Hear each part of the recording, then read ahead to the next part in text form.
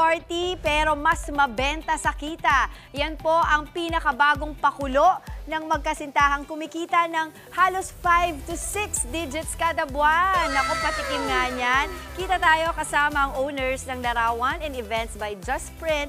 Good morning, Lara and Justin. Good morning, mga kapatid. Yun, o, konti energy ba? Good morning, mga kapatid! Ganyan. O, itong palang dalawang magkasintahan na to, kababayan ko from Pagsanhan. O, Yes, taas-taas, mga pagsanghenyo dyan. Siyempre ngayon, ang ating katanungan, dahil nga tungkol tayo sa pagnenegosyo, bakit po ba ito yung naisipan yung negosyo at kailan kayo nagsimula? Naisipan po talaga namin to is because nagsusouvenir kami before. So, nag-start yung Larawan last year, April 2024. Pero bago nga namin yun, bago sa events, nag-souvenirs muna kami. So, nag-isip kami ng mga extra income dapat na naging main income na namin. Food cards. Kaya pala ang pangalan yung Larawan. Nag-start kami sa photo booth, kaya siya Larawan talaga. And right now, nanganak siya ng mga food cards naman. Pero ang tanong dito, magkano yung naging puhunan ninyong dalawa? Sa Larawan, sa food carts talaga, nagsimula kami mag-invest dito is 35 to 40. Yun, naalala ko yun yung magkano labas mo? Yun yung... Magkano labas mo? Yan yung 13th month ko. Na, diba? Nag-resign ako. So, hindi siya complete na 13th month. Tapos, yan, yung sa... May iba't iba pa kasi, pero dito 35 to 40 po. Pero syempre, ang tanong natin dito, kasi syempre kayo, yung iba nga magjojowang, iniisip lang nila yung saan sila magdi-date, diba? Saan sila magsa-celebrate ang anniversary nila. Kayo talagang pang-negosyo na yung nasa isip. Dito na kami nagmamansary po, anniversary. Lahat na nandito Yes, na, diba? So magkano naman yung rentahan ng food carts ninyo? Sa rent po, nag-i-start kami from 3,000, yung pinakamura. Tapos, ang pinakamahal namin is 4,900. Okay. So, paano ba to? Pag nag-rent kami sa iyo, sa inyong dalawa, kailangan ba a-package siya or pwedeng isang cart lang? Pwede po isang cart lang. Pwede. Pero may promo kami. Mas maganda po kapag may promo po kasi kami. Pag tatlo yung kinuha na cart, may +1 po kami.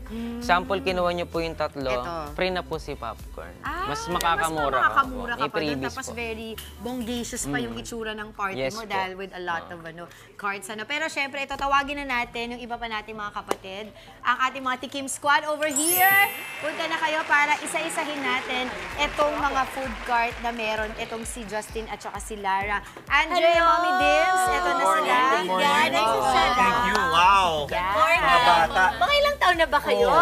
26 po. 26. Ikaw? 25 po. 25. Nakakalimutan ko na ang pakiramdam ng pagiging benta. Alam mo, negosyo agad ang nasa alam mo saan isip, ako diba? natutuwa, Boss Dim sa pati Tita A, dahil nga we see these young people, ang babata po, pabata ng pabata, at yung paano sila mag-isip, negosyo na kagad. At that age. Okay, I will tell you, this is ano po, sa mga kapatid natin. This year kasi, come March, no, we're actually going to be part kami, yung negosyo namin, we also have a business na hindi ganito mismo, but pagkain. We're going to be part of FOOFEX, no? World Food Expo, yan, one of the biggest, no? So, alam mo kahapon, nagmi-meet kami, ang pinagsasabi sa amin nila Sir Randy and Sir Joel, the ones who are founding it, are pabata ng pabata ang mga entrepreneurs natin. So, nakaka-excite because pagdating sa mga ganitong bagay, you actually offer fresher ideas. Exactly, diba? Pang Gen Z din. Kaya sabi ko nga, yung iba nag-iisip kung saan magde-date sila, negosyo, kaperahan ng Galing. Tama. Isa-isahin na natin dahil na-excite ako dito sa Titikim na mga tayo. part Sige, boss. natin. Ano unahin natin, boss? Anong meron card? dito, Lar? Ito po, minsan pinifree din namin siya sa mga 3+1, gano'n. So, ito po, juice cart and blue lemonade po siya. Blue lemonade. Alam mo, patok to sa mga kids kasi it's a different color. 20 lang, Mami Dims. Grabe naman. Directing na Ito si Ate Felix, 100 Directing lang. ko naman itong binigay ng kapatid ko Boss, dito. Halos hindi wala boss, ka na matikpan. sinisingil ka 20, sinisingil ako 100, isang inuman ko, isang shot lang, ayos ka. Ano ba, sasabi kasi ni Lara, libre daw yung binigay nito. Halos, ba't baso na lang kaya binigay mo? Hindi, kasi para ano. Oy, pero kailangan ng pampabulunan dito. Siyempre. Ano naman Kakanin to? po tayo dito. Kakanin. Kanin, Ay, we have parang gusto ko yung popcorn. Kanin po. Ay, Paliwanag direct mo po, sa kanya. tignan mo, may puto. Puto. Ayan. Kanina kinain ko ng... Anong klase puto to? Masarap yan, puto cheese. Anong klaseng puto siya? May pinanggalingan ba siya na probinsya? Usually sa Laguna po talaga ganyan yung mga puto namin. Pagsangan. Diba? Pagsanhan, fellow kababayan ko, tagapagsanhan Diyan ako. nagtitaping ang tabing Tabing ilog. Laki kami doon, di ba? So we have popcorn here. Ito, minsan finifree nyo rin to, di ba sabi Yes nyo? po, yes po. Tapos ito, yung ating pancake. Mini Mini pancake. pancake. Oo. Siyempre, hingi na lang kami ng tips sa inyong dalawang bagets, di ba? Paano ba magnegosyo at saka yung mga challenges na kinaharap nyo, putting up this business? Yes. Sa akin, may papayo ko sa mga gusto mag-business.